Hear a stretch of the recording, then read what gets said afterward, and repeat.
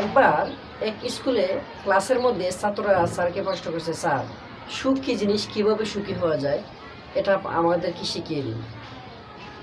তখন স্যার বললো যে তোমরা কি সুখী হতে চাও? বলে হ্যাঁ, আমরা সুখী হতে চাই, কীভাবে সুখী হবো? তখন স্যার সবাইকে বললো যে তোমরা সবাই একটা একটা করে বেলুন নাও। সবাইকে একটা একটা করে বেলুন ধরিয়ে দিলেন এবং বললেন যে এই যে বেলুনগুলা, জার্জির কাছে যে বেলুনগুলো আছে সেই বেলুনের মধ্যে তোমরা জার্জির নাম লিখো এবং নাম লিখে এখানে স্তূপ করো। তখন জার্জির মতো করে সবাই জার্জির নাম লিখলো। নাম লিখার পরে সবগুলো এক জায়গায় একটা স্তূপ করলো। এখন স্যার বললো যে এই যে স্তূপগুলা তোমরা করছো, এখানে যে জার্জির যে নাম লিখছো সেই বেলুনগুলা সবাই এখান থেকে খুঁজে বের করো। তখন সবাই এক লগে ঝাঁপিয়ে পড়লো। পড়ার পরে মানে কেউ বেলুন পাইছে, কেউটা ফেটে গেছে, কেউটা হারিয়ে গেছে, নষ্ট হয়ে গেছে। এরকমভাবে যখন হারিয়ে গেল, নষ্ট হয়ে গেল, তখন যারটা নষ্ট হয়ে গেছে সে হতাশাগ্রস্ত হয়ে গেছে। হয়তো কয়েকটা পাইছে আর সবগুলোই নষ্ট হয়ে গেছে। এখন না পাওয়াতে তারা হতাশাগ্রস্ত হয়ে গেছে। এখন স্যার এই সেম কাজটা আবার করতে বললো যে এখন আবার জার্জি একটা একটা করে সবে বেলুন নাও এবং যার যার নাম লেখো, নাম লিখে আবার স্তূপ করো। কিন্তু এখন স্যারে একটা কাজ করলো কি, যে এখানে একটা ভিন্নতা অবলম্বন করলো যে এখন যে বেলুনগুলা তোমরা এখানে রাখছো জার্জির নাম লিখে, এখানে তোমরা যেই বেলুনটাই সবার আগে খুঁজে পাইবা, যার নাম লেখা থাকবে তাকে তোমরা দিয়ে দিবা। তখন ছাত্ররা যার যে বেলুনটাই পাইছে, যার নাম লেখা আছে সেই বেলুনটা তাকে দিয়ে দিছে।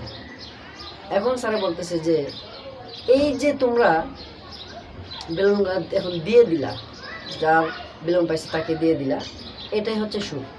সুখগুলা এরকম বেলুনের মতো ছড়িয়ে ছিটিয়ে বিভিন্ন জায়গায় রয়েছে। যদি তোমরা নিজের সুখটা নিজে খুঁজে বের করতে যাও, তাহলে কখনো তুমি সুখী হতে পারবে না। হয়তো হারিয়ে যাবে আর না হয় নষ্ট হয়ে যাবে।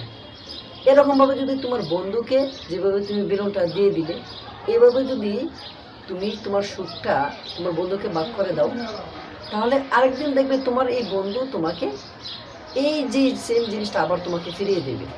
এইভাবেই তুমি সুখে থাকতে পারবা। এই যে আমাদের আশেপাশে যে মানুষগুলো আছে, সেই আশেপাশের মানুষগুলোকে যদি আমরা সাহায্য করি, সহযোগিতা করি, তাদের পাশে থাকি সবসময়, একদিন যদি আপনি বিপদে পড়েন, দেখবেন ওই মানুষগুলোই সবসময় আপনার পাশে আসবে, সবসময় আপনাকে সাহায্য করতে আসবে। অন্য কোনো মানুষ আসবে না, অন্য কোনো মানুষ আপনাকে এগিয়ে দিতে আসবে না। অবশ্যই আপনি যাকে সাহায্য করবেন, আপনি যাকে সহযোগিতা করবেন, অবশ্যই সে আরেকদিন আপনাকে যখন পাইবে তখন সে আপনাকে সাহায্য করতে আসবে। আর এইভাবেই সুখী হওয়া যায়। যদি আমি একজনকে সাহায্য করি, সহযোগিতা করি, পরের দিন আমাকে সাহায্য করবে। এভাবেই কিন্তু সুখী হওয়া যায় না। নিজের কোনোদিন সুখী হওয়া যায় না। তো এটা মনে রাখবেন, সুখ যদি আপনি ভাগাভাগি করেন তাহলে আপনি সুখী হবেন। আর যদি নিজের সুখটা খুঁজতে যান তাহলে কখনো সুখী হতে পারবেন না। তো এটাই হচ্ছে সুখী হওয়ার মূল মন্ত্র।